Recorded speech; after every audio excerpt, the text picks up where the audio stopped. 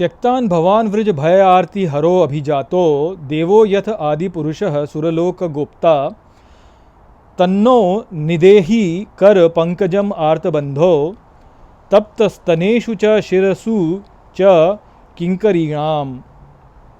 नमस्कार मित्रों, ये जो श्लोक है ये रास पंचाध्याय के पहले अध्याय का 41वां श्लोक है जिसे हम आज गहराई से समझेंगे।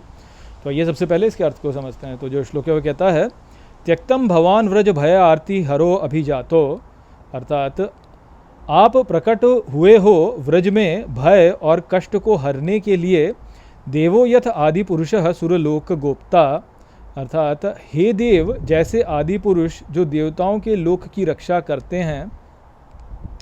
तन्नो निदेहि कर पंकजम आर्तबंधो, अर्थात उस प्रकार हे संकटग्रस्त के मित्र अपने कर कमलों को धर दीजिए। तप्त स्तनेषु च शिरसु च किंकरीणाम, अर्थात अपनी दासियों के तपते हुए स्तनों पर और सिर पर। तो यहाँ पर गोपियाँ कहती हैं कि हे कष्ट हरने वाले, आप प्रकट हुए हैं व्रज में इस व्रज का भय और कष्ट जो है उसको हरने के लिए। ठीक जैसे आदि पुरुष जो देवताओं के लोक की रक्षा करते हैं उस प्रकार से आप भी जो है वह संकटग्रस्तों के मित्र हैं, और इसलिए जो है आप अपने कर कमलों को धर दीजिए अपनी दासियों के तपते हुए स्तनों पर और सिर पर। तो यहाँ पर जो भाव है गोपियों का वो यही है कि भगवान से जो विरह है उस विरह की एक तपन है, उसमें एक कष्ट है, और उस कष्ट जो है उस कष्ट की जो पूर्ति होती है वह केवल तभी होगी जब जो विरह है वह समाप्त हो जाए, जब मिलन हो जाए, प्रियतम से मिलन हो जाए।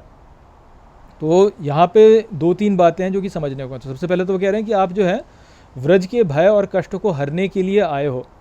तो होता क्या है कि इस जीवन में जब हम अपना जीवन जीते हैं तो हम निरुद्देश्य जीवन जी रहे होते हैं। प्रायः जब तक व्यक्ति संसार में फंसा हुआ है तब तक वो निरुद्देश्य जीवन ही जी रहा है। भले ही वो बोले कि मेरा गोल तो ये है, मेरा गोल तो वो है, जी मेरा गोल तो ये है कि मुझे जो है आईएएस अफसर बनना है, मेरा गोल तो ये है कि जी मुझे जो है कोई बढ़िया बिजनेस खड़ा करना है। ऐसी लोग बातें करते हैं, परंतु ये सारे जो लक्ष्य हैं ये कोई लक्ष्य है नहीं वास्तव में, क्योंकि यदि इनको व्यक्ति प्राप्त कर ले तो भी कुछ होना नहीं है, और यदि प्राप्त ना करे तो भी कुछ होना नहीं है।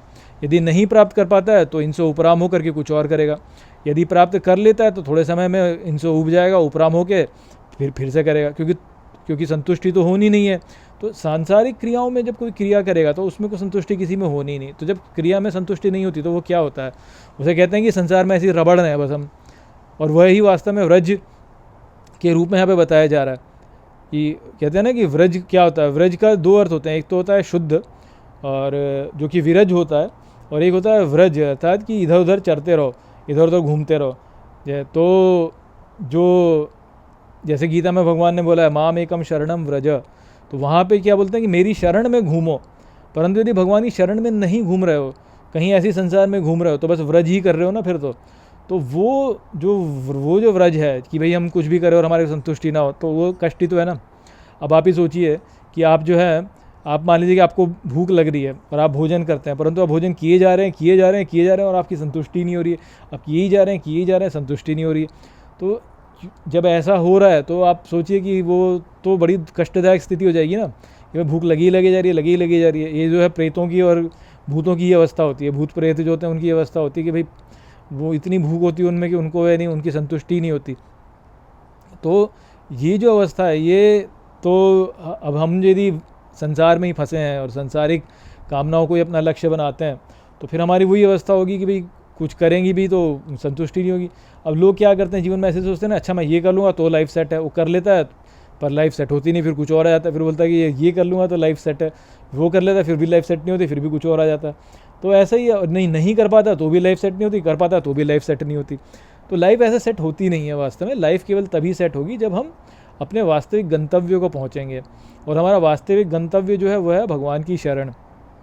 तो इसीलिए जो है यहाँ पे वो कह रही है कि आप प्रकट हुए हो यहाँ पर व्रज में भय और कष्ट को हरने के लिए, क्योंकि भगवान आ गए हैं, भगवान प्रकट हो गए हैं, तो भाई फिर भगवान यदि प्रकट हो गए तो भगवान की शरण ले, वो भगवान की शरण लोगे तो अपने कष्ट हर जाएंगे अपने आप ही।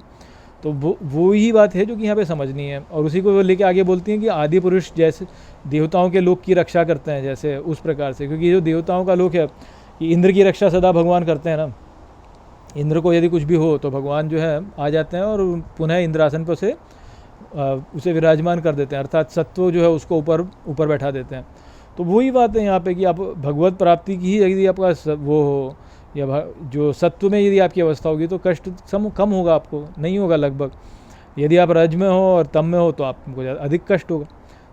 तो उस प्रकार से। और फिर आगे क्या कहते हैं कि आप संकटग्रस्तों के मित्र हैं, तो आप जो है अपने कर कमलों को रख दीजिए हमारे स्तनों पर और सिर पर, जो कि तप रहे हैं। तो यहाँ पे जो है, जो स्तन की बात की जा रही है, तो स्तन जो है वो क्या है, तो स्तन जो है वो ये वाला स्थान है। तो यहाँ पे क्या होता है, यहाँ पे हमारा हृदय होता है, और जब हमें तपन होती है, जब हमें कष्ट होता है, तो निश्चित ही हृदय में दुख होता है ना। अब आप मान लीजिए कि आपको भय हो तो एकदम से आपकी हार्ट बीट बढ़ जाएगी, एकदम से हार्ट बीट बढ़ जाएगी। इसीलिए कोई हार्ट पेशेंट हो तो उसको ये बोलते हैं कि यार इनको कोई शॉकिंग न्यूज़ मत देना। क्यों नहीं देना, क्योंकि शॉकिंग न्यूज़ देंगे तो वो हार्ट जो है वो तप तो होगा, उस पर कष्ट होगा। और सर जो है वो यही कि आप मान लीजिए आपको कष्ट होता है तो सर भी तब दुखने लगता है, क्योंकि बहुत अधिक सोचेंगे तो सर दुखने लगता है, तो सर भी दुखता है और हृदय में भी कष्ट होता है। तो ये दो कष्ट के स्थान हैं।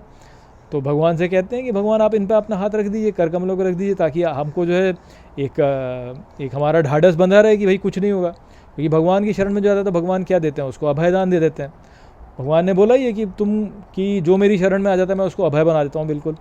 उसको फिर किसी बात का भय नहीं रहता, और भय नहीं रहेगा तो फिर कष्ट क्या, सारा कष्ट तो भय से ही उत्पन्न होता है ना। देखिए जीवन में जो भी कष्ट है हमारा, वो सारा कष्ट वास्तव में जो है वो इसी कारण से, क्योंकि हमें भय है कि क्या होगा क्या नहीं होगा। कोई व्यक्ति जो शरण में है उसे कष्ट हो सकता है, परंतु उसको भय नहीं होगा, और क्योंकि उसको भय नहीं होगा तो उसका 90% कष्ट समाप्त हो जाएगा। जैसे मान लीजिए कि आपको जो है ये बोला जाए कि जो है सर पे कुछ वज़न उठा लो, तो आप सर पे वज़न उठा रहे हैं, अब बोल दिया जाए कि आपको 1 घंटे के लिए उठाना है, तो आप हो जाएंगे, संतुष्ट हो जाएंगे कि हाँ भाई 1 घंटे तक उठाना है। अब आपको कष्ट भी होगा पर चिंता नहीं होगी कि यार मेरे को क्या। परंतु यदि कोई आपको ये बताया ही नहीं कि आपको कब तक उठाना है, तो आपको उठाने का कष्ट तो अलग, साथ में ये जो अनिश्चितता जो है ना कि यार मेरे को कब तक उठाना है, ये कष्ट एक अलग हो जाएगा आपको, और वो कष्ट कहीं अधिक प्रबल होता है। तो जो शरणागत हो जाता है उसको पहली बात तो भगवान उसका कष्ट भी कम कर देते हैं कि उसको कष्ट होता ही नहीं है।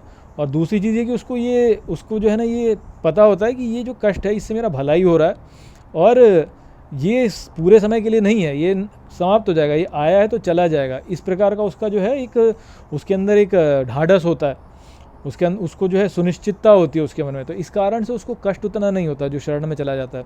और वास्तव में तो जो शरण में चला गया तो भगवान अपने आप ही उसकी रक्षा करते हैं, क्योंकि शरणागत की रक्षा तो भगवान ने बोला है कि शरणागत की रक्षा करना मेरा धर्म है, कि मैं शरणागत की रक्षा करता ही हूँ। तो यहाँ पर वही उसी को लेकर के वो बोल रही हैं कि आप तो संकटग्रस्त के मित्र हैं, तो संकटग्रस्त के मित्र हैं तो ऐसे हम हमारे सर पर और हमारे स्तनों पर हाथ रख लीजिए, ताकि हमको कष्ट ना हो, कि भाई हमारे हृदय में जो पीड़ा है, जो हमारे सर में जो पीड़ा है, उस पीड़ा का निवारण हो जाए। आप जो है क्योंकि हम आपकी शरण में हैं, तो हम जो है जैसे कहते हैं ना टेंशन, तो हमको टेंशन नहीं लेनी है अब किसी चीज़ की, क्योंकि आधी प्रॉब्लम तो टेंशन की है ना वर्ल्ड में। अब इतना देखो लोगों को जो है हाई ब्लड प्रेशर और पता नहीं क्या क्या होता है, उसका मेन कारण क्या है, उसका जो मूल में उसके देखा जाए तो वो क्या है, तो वो टेंशन ही है वास्तव में, तनाव। कि वास्तव में हो चाहे ना हो, परंतु व्यक्ति तो तनाव से ही मर जाता है। कि जैसे लोगों में धैर्य क्यों नहीं होता है, लोग जो है ऐसे जल्दीबाजी में क्यों रहते हैं, क्योंकि उनमें वो तनाव में है और उनको ये नहीं है, ये भाव नहीं है उनको कि यार सब ठीक होगा। जैसे कहते हैं ना कि ऑल इज़ वेल वो जो कौन सी मूवी है, 3 इडियट, हाँ 3 इडियट्स में बोला है ना कि भाई ऑल इज़ वेल करो, हार्ट पे रख के बोलो कि ऑल इज़ वेल। अब मैं गलत यहाँ पे हाँ ऑल इज़ वेल। तो वो जो ऑल इज़ वेल वो क्या है कि भाई आपको ये पता रहना चाहिए कि हाँ भाई अंत में सब ठीक होगा। अंत में यदि ये बात आपको समझ में आ जाए कि भाई अंत में सब ठीक होगा, तो आप फिर जो है मस्त रहेंगे, फिर आप दुखी नहीं होंगे, फिर आप चिंता में नहीं रहेंगे। चिंता उसको होती है जिसको ये लगता है कि अरे यार क्या होगा। अरे क्या होगा, भगवान की शरण में हमने भगवान की शरण ले रखी है तो कुछ भी नहीं होगा। भगवान हमें बचाएंगे, बिल्कुल बचाएंगे। भगवान ने तो बोला ही है, न मे भक्ता प्रणश्यति, कि मेरे भक्त का कभी नाश नहीं होता। तो वो बात एकदम, उस पर कोई संशय होना ही नहीं चाहिए व्यक्ति को कि नाश कभी नहीं होता।